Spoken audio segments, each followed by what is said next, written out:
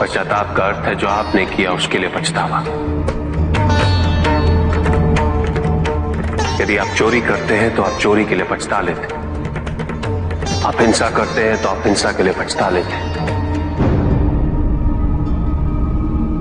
आपको दोष अपने दुष्कृत्य में अवश्य दिखता है, किंतु अपने आप में नहीं।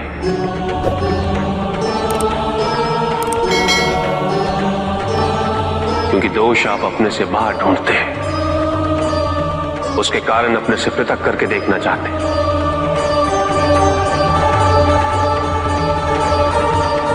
यदि आप ऐसा नहीं करेंगे तो अपने अहम को, अपने अहंकार को सुरक्षित कैसे रख पाएंगे? और इसके लिए सबसे सरल माध्यम बन जाता है पश्चाताप। तपस्या तो सभी करते हैं, किंतु केवल अपने स्वार्थ। कोई भी ईश्वर को प्राप्त करने के लिए तपस्या नहीं करता।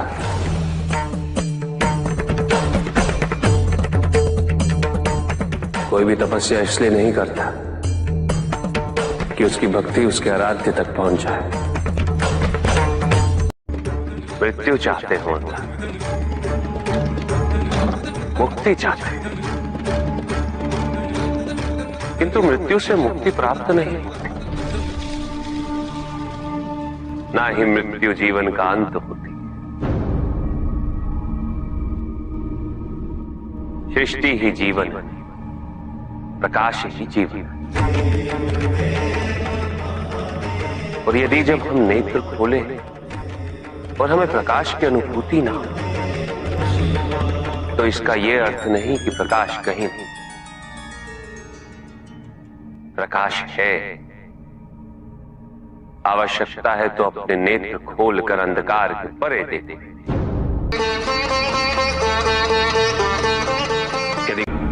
इस संसार में उन्नति तभी संभव है जब इस संसार में समानता हो,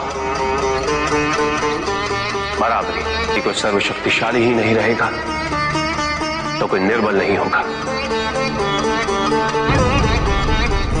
यदि कोई बड़ा नहीं होगा तो कोई छोटा ही नहीं रह पाएगा। शक्ति के इस संतुलन को संतुलित रखना अनिवार्य है, क्योंकि ईर्ष्यापूर्ण प्रवृत्ति व्यक्तिगत होती, वो केवल अपने स्वार्थ, अपने उद्धार तक ही सीमित रहती। ईर्ष्या ही वो विष है जो व्यक्ति के हृदय में ना हारने की महत्वाकांक्षा को जन्म देती। जीतने की इस व्यवस्था से ग्रसित मनुष्य धर्म अधर्म, न्याय अन्याय, उचित अनुचित का ज्ञान भूल जाता है।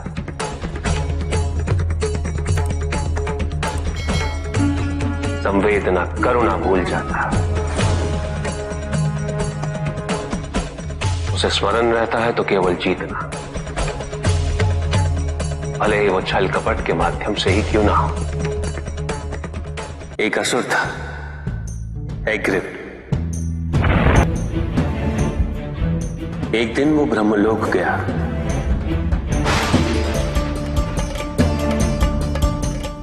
और बड़ी चालाकी से उसने ब्रह्मदेव से चारों वेद प्राप्त कर लिए।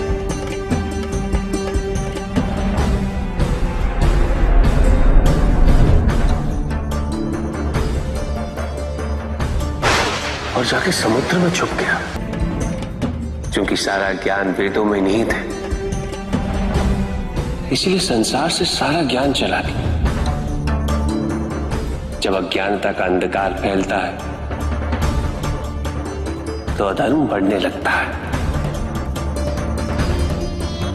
भगवान विष्णु सब देख रहे थे। उन्हें ज्ञान था कि शीघ्र पृथ्वी लोक पर प्रलय आने वाला है। एग्रिप के साथ चारों वेद भी लुप्त होने का भय था। ब्रह्मदेव सृजन करता है। वेदों के अभाव में पुनर्जन्म की प्रक्रिया को पुनर्स्थापित करना अत्यंत कठिन। इसीलिए हैग्रीव से उन वेदों को पुनः प्राप्त करना अनिवार्य था। तो भगवान विष्णु ने क्या किया? भगवान विष्णु ने एक मत्स्य रूप धारण किया। वो एक मछली बने और नदी में उतरे। राजा सत्यव्रत स्नान कर रहे थे। एक छोटी सी मछली उनके हाथ में आ गई। इतनी छोटी मछली? भगवान विष्णु? हाँ, राजा सत्यव्रत उस मछली को जल में छोड़ने जा ही रहे थे कि उस मछली ने बड़ी मछलियों का भय जताते हुए उनसे विनती की। उनसे कहा कि वो उसे अपने साथ ले चले। राजा सत्यव्रत अत्यंत दयालु थे। मछली को अपने कमंडल में शरण दे दी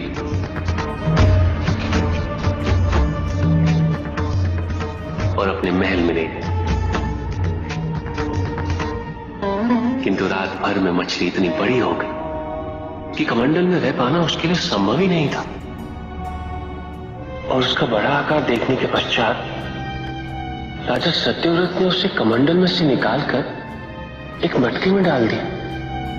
मटके में डालने के पश्चात उसका आकार पुनः बड़ा हो गया। तो राजा सत्यव्रत ने उसे मटके में से निकालकर एक सरोवर में रख दिया।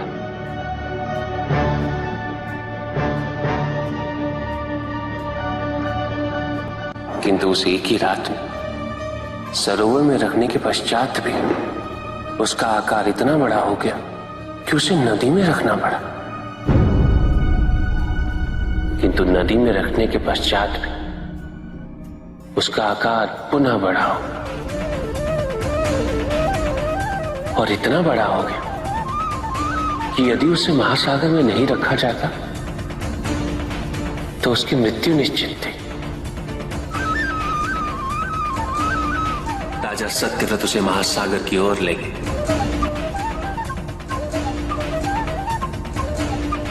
क्योंकि राजा सत्यव्रत तपस्वी थे, ज्ञानी थे, उन्हें आभास हुआ कि ये कोई साधारण मछली नहीं,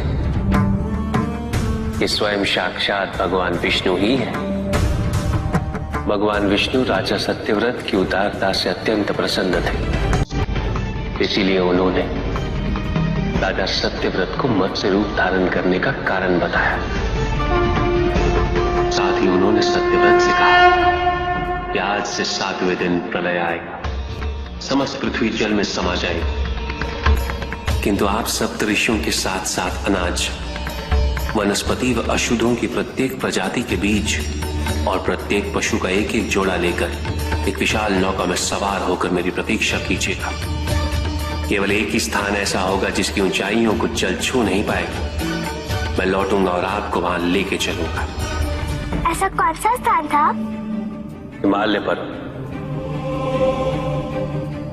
अर्थात तुम्हारी माता के पिता हिमावत। फिर क्या हुआ? ऐसा कह के भगवान विष्णु समुद्र में चले गए और अपने मत्स्य रूप में उन्होंने हैग्रीव को ढूंढ निकाला। उस दुष्ट का वध करके वेदों को पुनः प्राप्त कर लिया। तो क्या प्रलय आया? हाँ, ठीक 7वें दिन।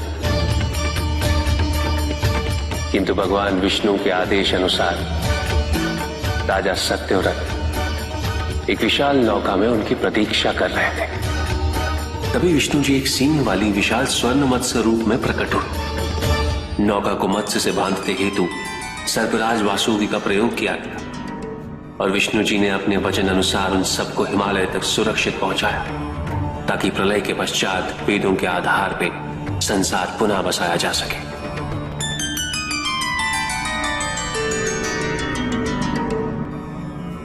राजा सत्यव्रत मनु कहलाए। मनु अर्थात मानव जाति के प्रजनक। इसी प्रकार भगवान विष्णु ने न केवल वेदों को पुनः प्राप्त कर, अपितु समस्त संसार का कल्याण भी। अर्थात भगवान हर संकट में अपने भक्तों की सहायता अवश्य करते हैं। अस्थिरता तो केवल अविश्वास से आती है। स्थिरता के लिए विश्वास अनिवार्य। विश्वास और शांति की निरंतरता बनाए रखना कैसे संभव है?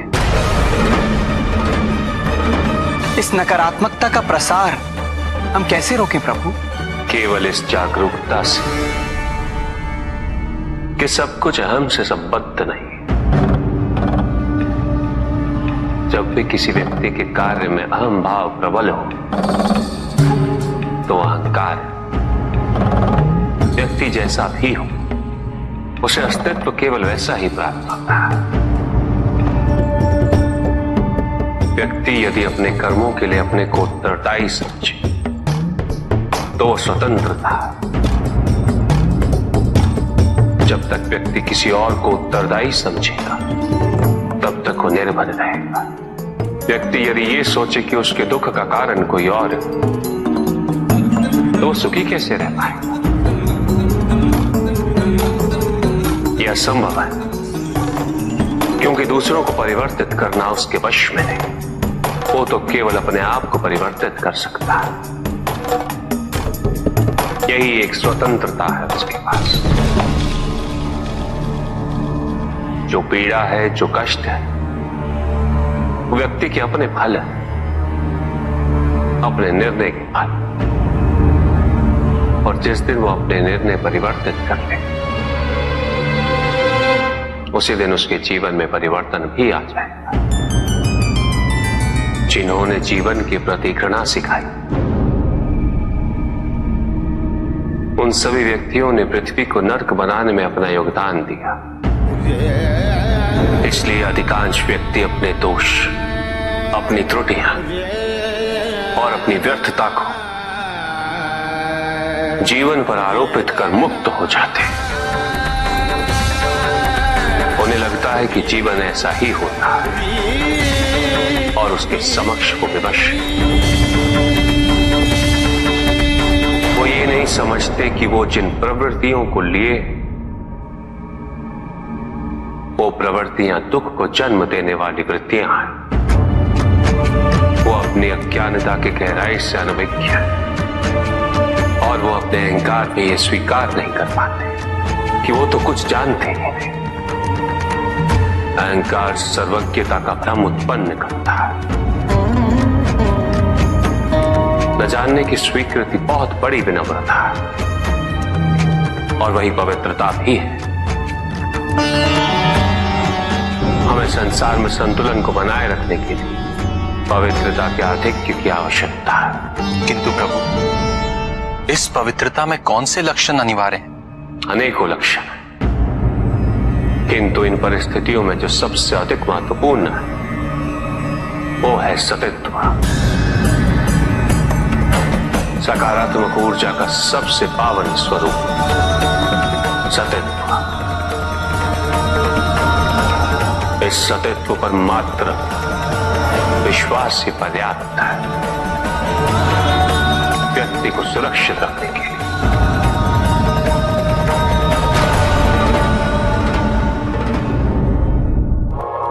एक बार व्यक्ति सतित्व पर विश्वास कर ले तो नकारात्मकता सदैव के लिए दूर हो जाती है और संतुलन स्थापित होता है। अहंकार तो हानिकारक है ही, किंतु सतित्व पर अहंकार घातक होता है। जहां न अमृत, न विष, न सुख, न दुख, न स्वर्ग, न नरक, वही परम आनंद है। उसी परम आनंद तक की यात्रा है तुम्हारी। ये यात्रा आनंद के सानिध्य की है। ये यात्रा सानिध्य के आनंद की है और इस यात्रा में मैं प्रतिपल तुम्हारे साथ हूं।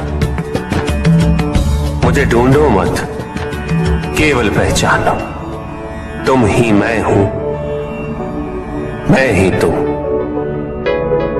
हर आरंभ का मैं ही अंत हूं। और हर अंत सदैव मेरा ही आरंभ होगा। देव देव महादेव शिवा, देव देव महादेव शिवा। चंद्रमा उसी जल में प्रतिबिंबित होता है जो जल शांत स्थिर। यही तो समस्या होती है मन की। मन कभी भी शांत नहीं हो पाता है। जहां शांति नहीं वहां कुछ भी नहीं रुकता। समुद्र की लहरों की भांति विचारों का उपद्रव मन को निरंतर स्थिर रखता। कुछ भी सुनने और समझने के लिए मन का मौन रहना आवश्यक है, किंतु मन मौन रहना नहीं जानता। वो तो निरंतर कुछ ना कुछ कहता रहता, प्रतिपल शब्दों का आक्रमण चलता रहता है मन पर, और यही आक्रमण है जिसके कारण व्यक्ति कभी भी शब्दों के परे नहीं जा पाता। जहां जीवन की सत्यता का बोध उसकी प्रतीक्षा कर रहा होता। साथ छल तुम्हारी अपनी इच्छाओं ने किया है, तुम्हारे हट ने किया है।